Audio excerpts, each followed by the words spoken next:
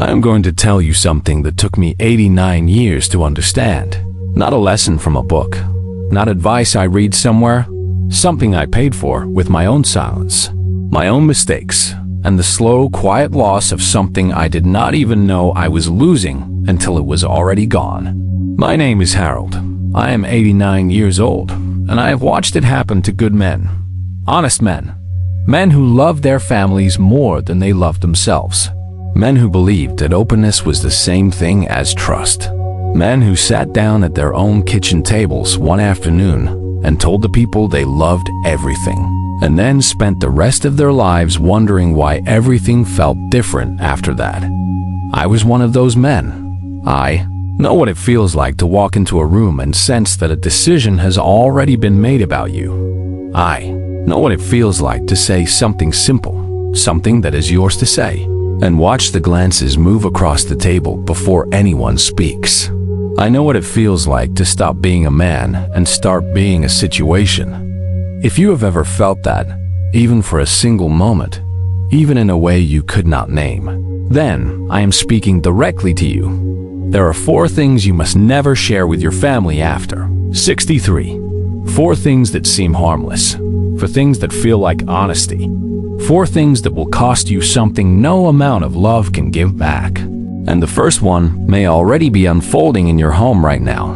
The first thing you must never share is your exact financial situation. I already know what you are thinking. You have been told your whole life that transparency is respect, that openness prevents confusion, that if you lay everything out clearly, the people you love will be protected and grateful and at peace. I thought the same thing. So did my closest friend. His name was Walter, 74 years old, a man who had worked since he was 15, who had never wasted a dollar, who had built something solid and real out of decades of quiet sacrifice. One Sunday afternoon, Walter gathered his 3 children and put everything on the table. Every account, every property, every plan he had made for the years ahead. He told me, afterward, that the room felt warm when he started talking. He thought he was giving his family a gift. He thought he was finally letting them in. Within a month, his son was calling twice a week with opinions about the house. His daughter had thoughts about every purchase. A vacation became a committee decision. A winter coat became a conversation Walter had not invited and did not want. He sat with me on his porch one evening as the light was going, and he said, "Harold, I didn't lose my money. I lost my right to spend it. I have carried those words for 15 years, and I need you to hold them too, because what happened to Walter's money was painful. But what happened when he made the same mistake with his health was something far worse, something that did not just change his finances, something that changed how every person in his family looked at him when he walked into the room. That is what comes next, and it is closer to your life than you want to believe. The second thing you must never share is your health, especially the things that feel small, not a serious diagnosis, not something that has changed how you live. I mean the quiet ones. The morning your need takes longer than it used to. The night's sleep does not arrive when you call it. The afternoon you feel something is slightly different, something only you would notice, something that means nothing and will pass by tomorrow. We say these things the way we mention the weather, without weight, without thinking, without understanding what we have just placed in someone else's hands. I know a man named Robert, 78 years old. Still drove himself to every appointment. Still filled a room when he laughed. One evening at the dinner table, he mentioned his shoulder had been stiff after a long day in the garden. Just that. One sentence. Nothing behind it but a passing observation. 3 weeks later, his children had scheduled appointments he had not requested, arranged for someone to maintain his lawn without asking him, and began calling every morning before he had finished his first cup of coffee. Robert told me he felt like something had been taken from him, not his health, his standing, he said. I mentioned a sore shoulder, and they heard a man who could no longer be the author of his own life. That is what oversharing costs you. Not worry, not inconvenience. It costs you the story your family tells themselves about who you are. And once that story shifts, once they begin seeing fragility where there was only age, where there was only humanity, it is nearly impossible to write yourself back to where you were. You have lived in this body longer than anyone around that table. You know what matters and what passes. That knowledge is yours. Protect it like it is irreplaceable, because it is. And because what I'm about to tell you next is the mistake I made myself, the one I still carry, the one that changed a relationship I would have given anything to preserve. The third thing you must never share is your opinion on family conflicts. I did not learn this one by watching someone else make the mistake. I made it myself. My grandson and his wife were going through something difficult. I could see it every time they were in the same room. I waited. I watched. I chose my moment carefully. And then I said something gently, quietly, with every good intention I had ever carried in my life. It did not matter. My grandson withdrew. His wife became unreachable. And somehow, in a conflict that had existed long before I opened my mouth, I became the wound.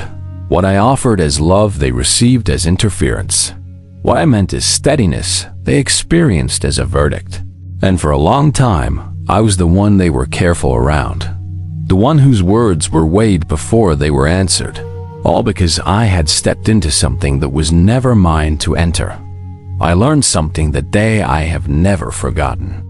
You do not have to attend every argument you are invited to. You can love someone with everything you have and still choose silence.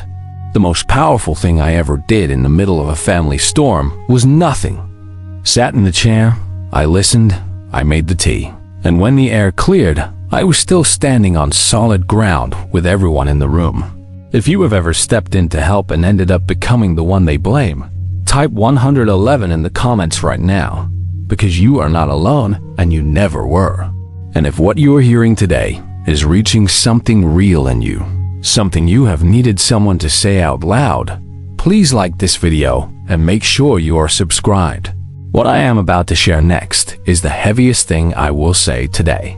It lived inside me quietly for years before I understood what it was costing me. And I believe, with everything I have, that it may be living inside you too. The fourth thing you must never share is your regrets. Not your memories. Not the stories that make people laugh or lean in. Closer, your regrets. The ones that do not have an audience. The ones that surface at 3 in the morning when the house is completely still and there is nothing between you and the truth of your own life. I made the mistake of letting one out. My son was visiting on a Tuesday, an ordinary afternoon. Coffee on the table between us, nothing remarkable about the day. No reason for what happened next. And I said, almost without meaning to say it, sometimes I wonder what things would have looked like if I had taken that position in Boston back in 1971. I was not blaming anyone. I was not unhappy with my life. It was just a thought, the kind every man carries somewhere below the surface, the kind that rises without warning when the afternoon is quiet enough. But my son went still in his chair. Later, his wife called my daughter. My daughter called me. He had spent 3 days convinced that he was the reason I had given something up. He was 4 years old in 1971. He had nothing to do with my choice. But regret, spoken out loud, does not land where it lives inside you. It lands somewhere else entirely. What felt like honest reflection to me felt like a wound he had been carrying without knowing it his entire life. The weight you carry is real. Every piece of it is real and earned and yours. But not everything that is real needs to be transferred to someone else to hold. Some things are not kept private because they are shameful. They are kept private because they are sacred. And there is a man I want to tell you about now. A man who understood that better than anyone I have ever known. A man whose way of living taught me more about dignity than 50 years of trying to figure it out on my own. His name was Eugene, retired engineer, 84 years old when I knew him best. 4 children who did not just love him, but genuinely wanted to be in the same room as him. Life assembled from nothing, built with hands that never looked for recognition and never received enough of it. Eugene had regrets. I know because he told me. Just me. In the way that two old men sometimes tell each other things they would never say anywhere else. They were real regrets. The kind that come from a life actually lived with actual choices and actual costs. But Eugene had a rule he kept without exception. He said to me one evening, "Harold, I keep my regrets between me and God. My children don't need to carry what was never theirs to carry." When Eugene walked into a room, his family felt his presence, not his weight. He spoke about what he had learned, not what he had lost. He talked about what still made him laugh, not what woke him in the night. He was honest without being a burden. He was real without making the people who loved him responsible for managing his interior life. And when he passed at 91, his eldest son stood at the graveside and said his father had given them the greatest thing a man can leave behind. Not money, not property, not a carefully explained plan for everything he owned. He gave them a man who chose peace on purpose every single morning. For as long as he had mornings left, that is a legacy that no document can contain. And it brings me to the final thing, the one that is quietly pulling families apart right now. In homes just like yours, while everyone at the table pretends the warmth between them is exactly what it used to be. The last thing you must never share is your plans for what you will leave behind.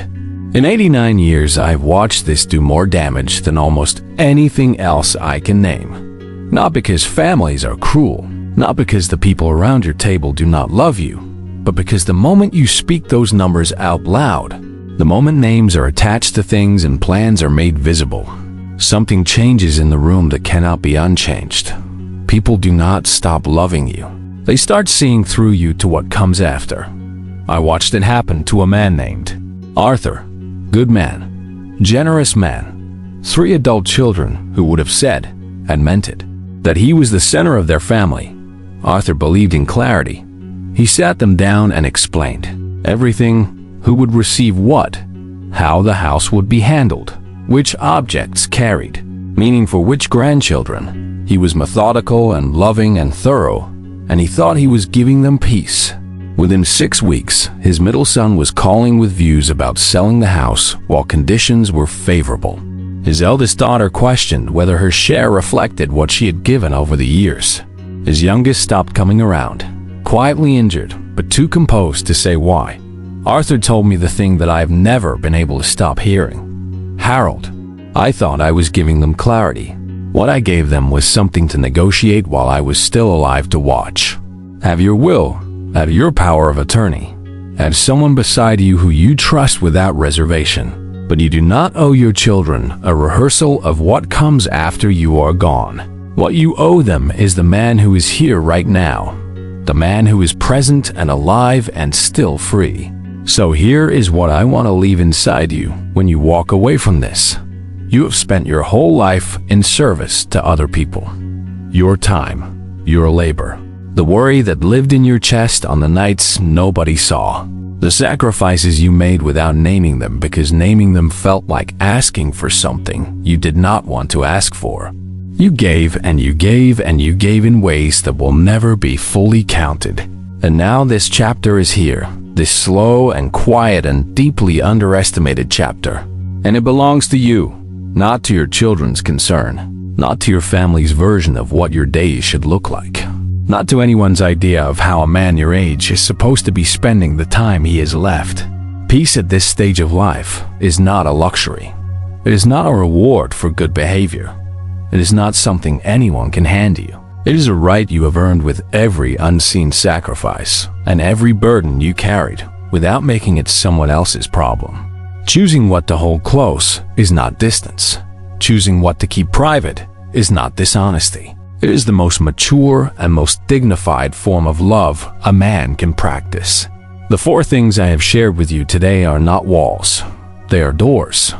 And after everything you have lived through, after everything you have given and lost and learned and survived, you are the only one who holds the key.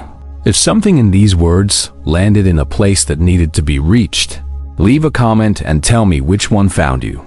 I read everyone. I will be here. Still learning, still holding the line. still figuring out what it means to grow old and keep everything that matters completely intact. Take care of your heart. You have earned every quiet morning that is still ahead of you.